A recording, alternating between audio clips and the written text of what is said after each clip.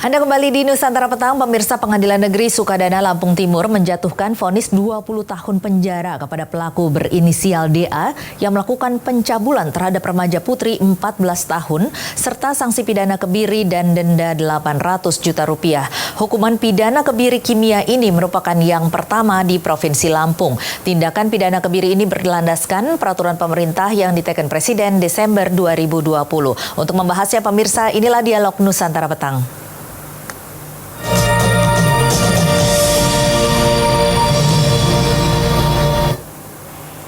Dan sudah bersama saya juru bicara Pengadilan Negeri Sukadana, Lampung Timur, Bang Indra Joseph Marpaung, SHMH. Selamat sore, Bang Indra. Ya, selamat sore, Mbak. Iya, baik. Iya, Bang. Ini kan merupakan vonis pidana kebiri kimia yang pertama dilakukan di Provinsi Lampung setelah peraturan Presiden diteken oleh Presiden pada Desember 2020 lalu. Nah, ini bisa mungkin Anda jelaskan apa saja pertimbangan-pertimbangan yang dilakukan oleh Majelis Hakim untuk memvonis terdakwa dengan vonis kebiri kimia ini? Ya, terima kasih, Mbak. Pada hari Selasa kemarin, Pengadilan Negeri Sukadana menjatuhkan putusan berupa pidana penjara selama 20 tahun, denda 800 juta, dan juga pidana kurungan jika denda tidak dibayar diganti dengan pidana kurungan selama 3 bulan.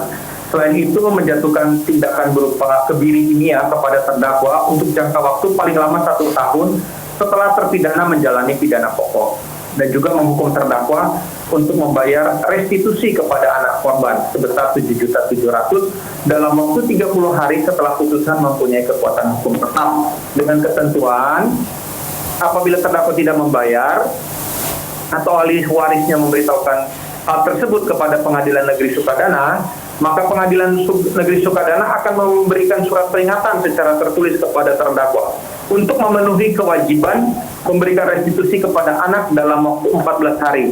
Dan Pengadilan Negeri Sukadana memerintahkan penuntut umum untuk menyita harta kekayaan terdakwa, melelang untuk pembayaran restitusi. Apabila terdakwa tidak mampu membayar, maka diganti dengan pidana kurungan selama 3 bulan.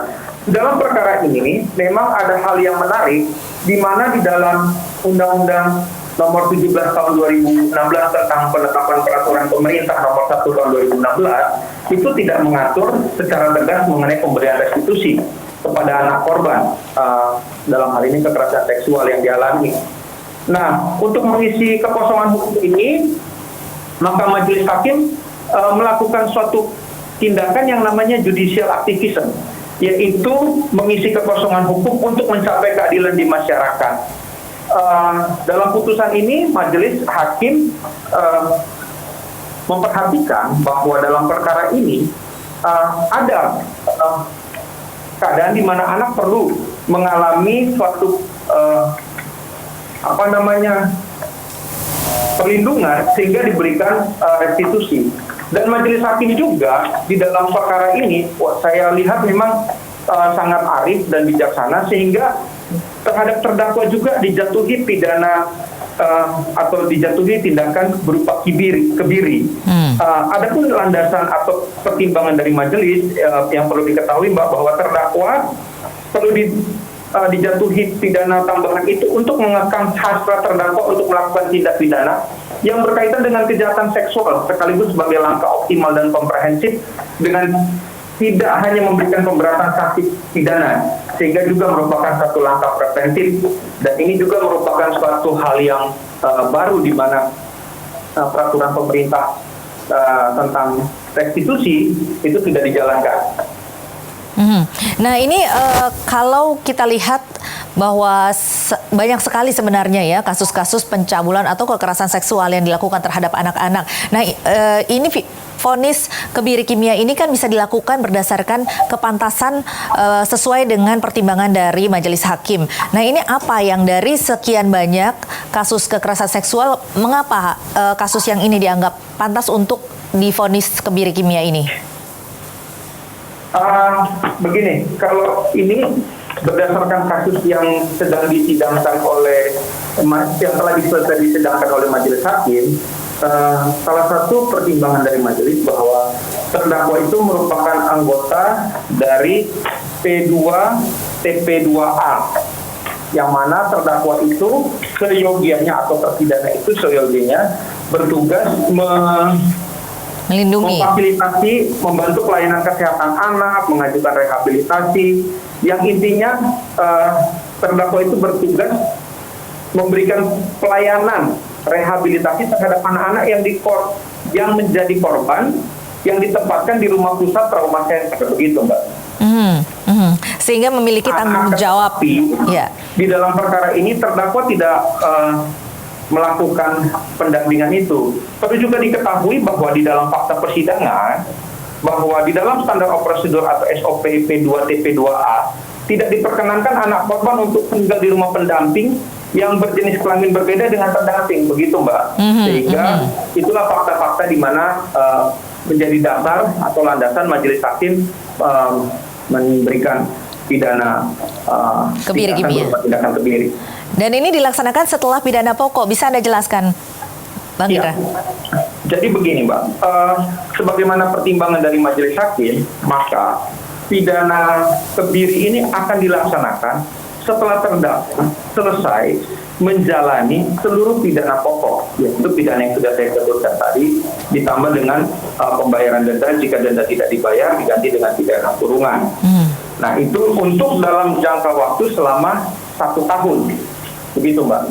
Iya. Nah, ini memang kebiri kimia ini memiliki pro dan kontra sejak diusulkan pertama kali, dan ini memang sudah beberapa kali diajukan, tetapi baru kemarin pada Desember 2020 kemudian peraturan pemerintah ditekan oleh Presiden, begitu ya. Nah, ini memang banyak sekali pro dan kontranya yang sempat menjadi kontroversi antara dokter, kemudian hak asasi manusia. Anda melihatnya seperti apa, Bang Indra?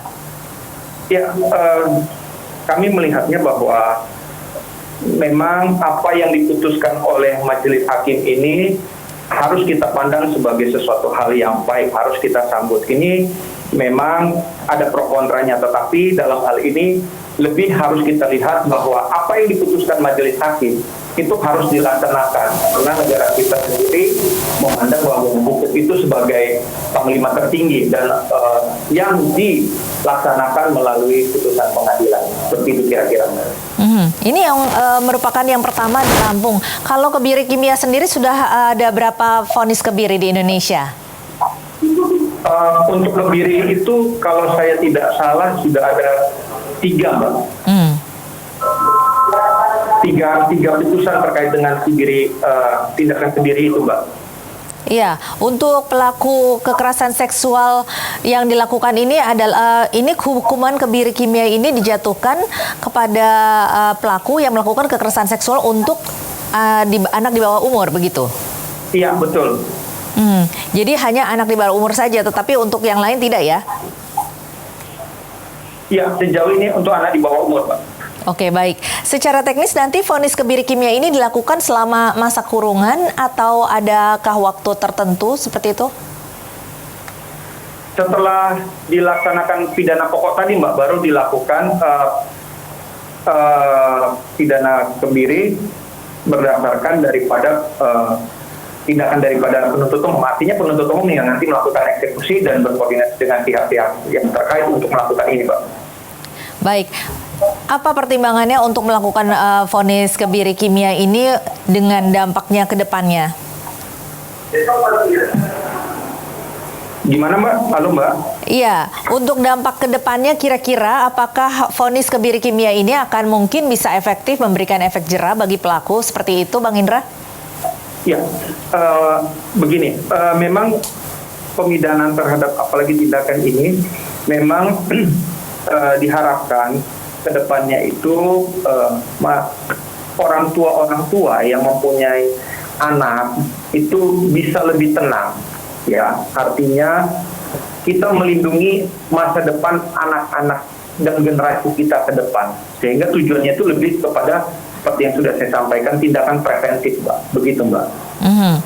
Baik, ini kira-kira akan tetap dilakukan lagi pada pelaku kekerasan seksual terhadap anak-anak yang lainnya jika ada kasus yang kurang lebih sama seperti ini? Saya tidak bisa berkomentar terlalu jauh tentang hal itu, Mbak. Oke, baik. Nah, untuk banyak sekali pro dan kontra begitu ya. Ada yang kontra mengatakan bahwa secara hak asasi manusia ini merupakan tindakan yang tidak manusiawi begitu. Dan juga kekejaman tidak harus dibalas dengan kekejaman. Menurut Anda bagaimana, Bang Indra?